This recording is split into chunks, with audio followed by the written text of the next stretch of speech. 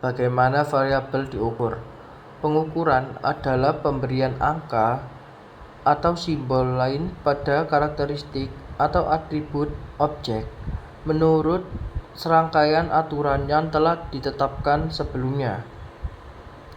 Objek meliputi orang, unit bisnis strategis, perusahaan, negara, sepeda, gajah, peralatan dapur, peralatan kantor, sekolah, dan lain-lainnya. Nah, untuk dapat mengukur suatu objek, Anda memerlukan objek dan atribut objek. Tetapi Anda juga memerlukan seorang juri. Nah, seorang juri adalah seorang yang memiliki pengetahuan dan juga keterampilan yang diperlukan untuk menilai kualitas sesuatu. Seperti mungkin tadi kan contoh objeknya seperti peralatan sekolah, peralatan kantor.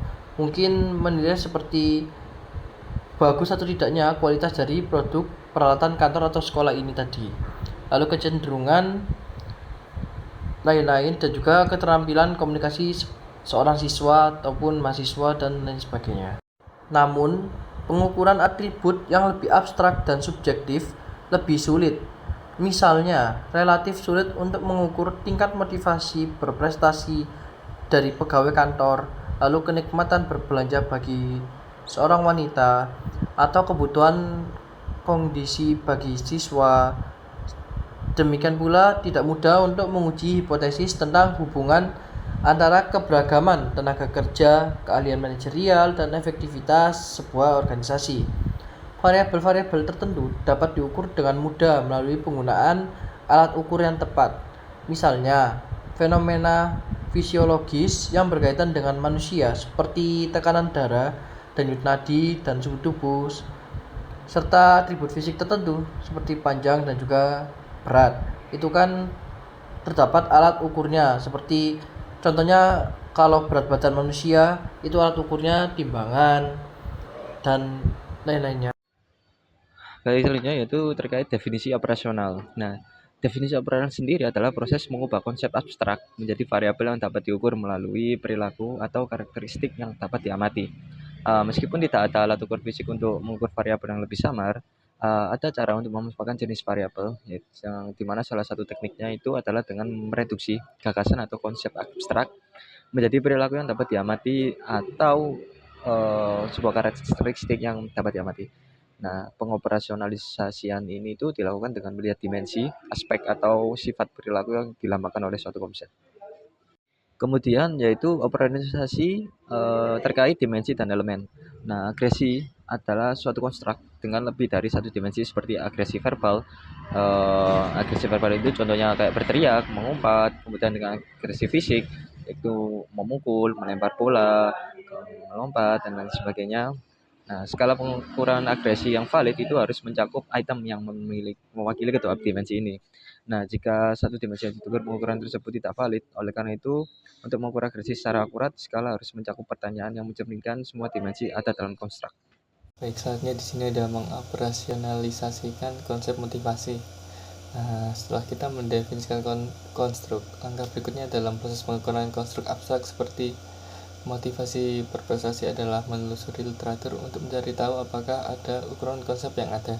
Baik jurnal ilmiah maupun buku pegangan skala merupakan sumber penting untuk ukuran yang ada. Sebagai aturan, artikel empiris yang diterbitkan dalam jurnal akademis memberikan deskripsi terperinci tentang bagaimana konstruk tertentu diukur. Informasi sering diberikan tentang ukuran apa yang digunakan, kapan dan bagaimana ukuran ini dikembangkan, oleh siapa, dan sudah berapa lama digunakan. Buku pegangan skala juga merupakan sumber yang berguna untuk skala pengukuran yang ada. Buku pegangan skala seperti buku pegangan skala pemasaran atau buku pegangan pengukuran organisasi memberikan tinjauan menyeluruh tentang skala pengukuran yang telah muncul dalam literatur akademis. Selanjutnya ada dimensi dan unsur motivasi berprestasi. Yang pertama, elemen dimensi 1 itu perilaku seseorang yang didorong oleh pekerjaan dapat dideskripsikan. Lalu elemen dimensi 2, tingkat keengganan untuk bersantai dapat diukur dengan mengajukan beberapa pertanyaan-pertanyaan. Lalu elemen dimensi 3, individu dengan motivasi berprestasi tinggi tidak memiliki kesabaran terhadap orang yang tidak efektif dan enggan bekerja sama dengan orang lain. Elemen dimensi 4, ukuran Seberapa bersemangat orang dalam mencari pekerjaan yang menantang dapat diperoleh dengan menanyakan kepada karyawan jenis pekerjaan apa yang mereka sukai. Lalu yang terakhir, elemen dimensi 5, mereka yang menginginkan umpan balik mencarinya dari atasan, rekan kerja, dan terkadang bahkan dari bawahan mereka. Mereka ingin mengetahui pendapat orang lain tentang seberapa baik kinerja mereka. Baik, teman-teman, saya akan menjelaskan terkait tinjauan operasionalisasi. Operasionalisasi diperlukan untuk mengukur konsep yang abstrak dan subjektif, seperti perasaan dan sikap. Variabel yang lebih objektif, seperti usia atau tingkat pendidikan, dapat diukur dengan mudah melalui pertanyaan yang sederhana dan lugas serta tidak harus dioperasionalisasikan.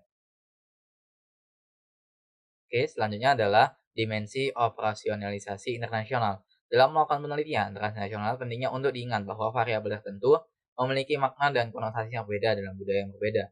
Dengan demikian adalah kebijaksanaan dari para peneliti yang berasal dari negara yang berbicara bahasa yang berbeda untuk merekrut bantuan sarjana lokal untuk mengoperasionalisasikan konsep-konsep tertentu saat terlibat dalam penelitian lintas budaya. Jadi, ketika kita penelitian lintas budaya, kita harus memahami nih bahasa-bahasa yang digunakan dalam negara tersebut. Jadi jangan sampai salah arti kayak gitu.